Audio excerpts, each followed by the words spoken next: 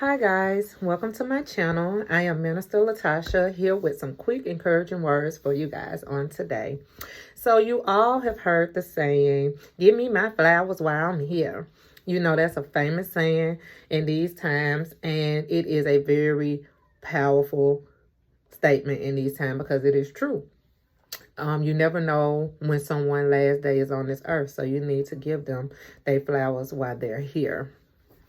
Me and my godmother, we were talking earlier today, and we was having a conversation how a lot of people hold so much unforgiveness and bitterness and resentment and anger towards people, and a lot of them have never gotten the opportunity to go to that person and make amends or to ask for forgiveness before they've left this earth. So then once the person passed, they feeling bad because they cannot ask for forgiveness. They can't right the wrong because the person is no longer here. So when we was talking, it put me in the mindset of the movie Imitation for Life. You know, the young lady, she was mixed and she was real light skinned, so she can go off for as a Caucasian, and she just treated her mom so wrong because she was embarrassed of her mom. And her mom loved her daughter. She would do anything for her daughter. And because of her daughter, just rebelliousness and disrespect to her, her mother died of heartbreak. And when she found out that her mother passed, when she came to the funeral, it was too late. She cried behind that casket. She was saying how she was sorry, how she was so sorry and everything, but it was too late. It was too late. Her mother had already passed. And so I wanted to come on here today and let you guys know that when you hold unforgiveness and resentment and bitterness and anger in, it doesn't hurt anyone but you. It's a cancer to you. While you holding it in, but every time you see this person, they make your blood boil. You hear their name, you feel something in your stomach. You know that it affects you. And a lot of times it doesn't affect the other person because a lot of times they don't even know that you're angry with them. They don't even know what they did to you, and they probably off living their best life. Meanwhile, you sitting here in bondage because you can't let something go. And the most noble thing and humble thing to do is, even when someone has wronged you, you should forgive them. That doesn't mean to reconnect to them. That just means to forgive them and let them go. Place them in God's hand. Get the cancer out of your heart. That's all that it means, and that's all that it's doing when you forgive somebody. It's not weak to forgive somebody.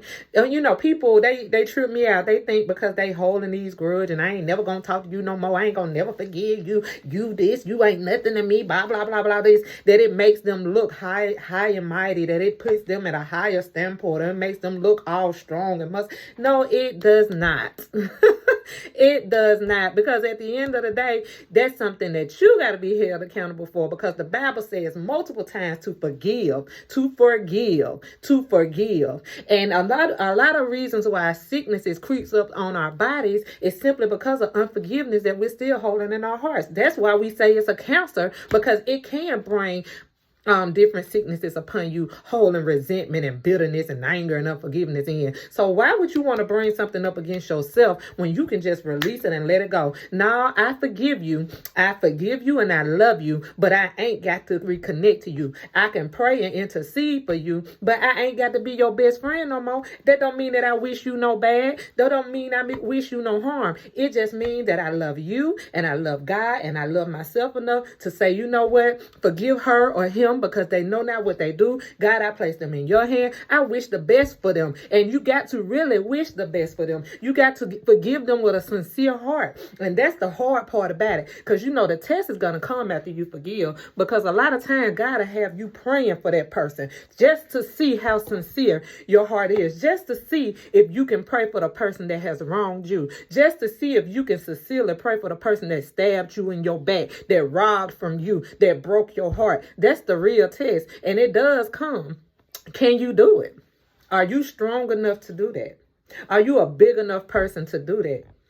And so, I just wanted to come on here today and say people are leaving this world daily. And it used to be that we used to look up and it used to be older people dying of natural deaths and then they sleep and stuff. And then every once in a while you would hear about something crazy happening. But no, we're living in a time where these people are dying for different reasons, different ages, babes, teenagers, young adults, old adults, sicknesses, murders, crimes, all kind of stuff is happening. And this world is crazy. And so, no, I'm not going to sit here and keep holding stuff in against you, not knowing that if I wake up tomorrow, you may not be here. No, I'm going to come to you. I'm going to ask for forgiveness. I'm going to release you to God, and I'm going to go on with my life. I'm going to intercede for you. I'm going to pray for God's protection over you, and I'm going to go on with my life.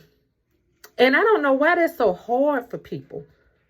I don't know why that's so hard. You don't know what they did to me. You're right. I do not know what they did to you, but I know whatever they did to you, what it is doing to you, holding on to it. It's destroying your heart. It's destroying your spirit, and it's keeping you bound, and you're wondering why you cannot spring forward. So I just wanted to, I guess I will come from... let's see.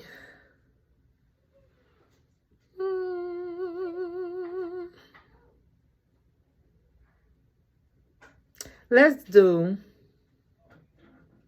James 5:16. Therefore, confess your sins to one another and pray for one another that you may be healed. The prayer of a righteous person has great power as it is working. That is self-explanatory in itself. What does the word say? You forgive them so that you can heal. It has absolutely nothing to do with them, but all to do with you. Do not let the sun set with you holding anger, resentment, bitterness, and unforgiveness towards someone, because you never know, the next day they may not be there, or you may not have another opportunity to get it right. So I pray that this word has blessed someone on today. I pray that it has touched someone's heart. I pray that you can open your heart and your mind to forgive those who have wronged you, release them to God, and be set free. Be set free. If you guys have any prayer requests, my email address is listed in the description box below. Also, if you would like to sow into the ministry, that information is listed below as well. Please subscribe, like, and share. You guys be blessed and a blessing.